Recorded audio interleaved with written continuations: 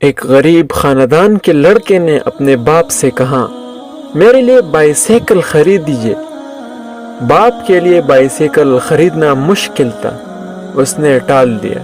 لڑکا بار بار کہتا رہا اور باپ بار بار منع کرتا رہا۔ آخر کار ایک روز باپ نے ڈانٹ کر کہا، میں نے کہہ دیا کہ میں بائیسیکل نہیں خریدوں گا، آئندہ مجھ سے اس قسم کی بات مت کرنا۔ یہ سن کر لڑکے کی آنکھ میں آنسو آ گئے۔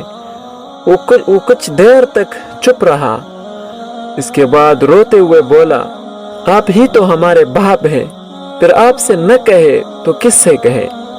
اس جملے نے باپ کو تڑپا دیا۔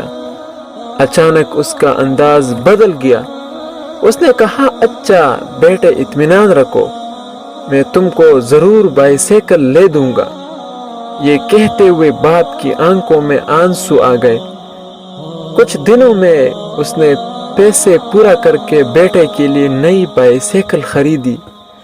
لڑکے نے بظاہر ایک لفظ کہا تھا، مگر یہ ایسا لفظ تھا جس کی قیمت اس کی اپنی زندگی تھی، جس میں اس کی پوری ہستی شامل ہو گئی تھی۔ جب بندے کی آنکھ سے عجز کا وہ قطرہ ٹپک پڑتا ہے جس کا تحمل زمین و آسمان بھی نہیں کر سکے، یہ وہ لمحہ ہے جبکہ دعا محض زبان سے نکلا ہوا ایک لفظ نہیں ہوتی، بلکہ اپنی شخصیت کو مٹا دینے، ختم کرنے کی انتہا بن جاتی ہے۔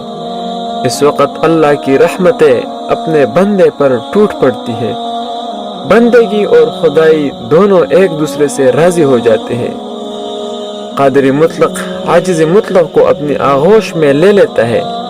جب انسان اپنے رب پر اس قدر بھروسہ کر لیتا ہے کہ اس کے علاوہ کوئی بھی اس کی ضرورت پوری نہیں کر سکتا، تو اللہ بھی اپنے بندے کو مایوس نہیں لوٹاتا، اس کی دعا ضرور قبول کرتا ہے، اور ہمارا یہ بھروسہ ہی ہمارا ایمان مضبوط کرتا ہے۔ اللہ تعالی ہمیں مانگنے کی توفیق عطا فرمائے، اور اللہ تعالی ہمیں ڈھیر ساری نعمتوں سے نوازے۔ آمین ثم آمین۔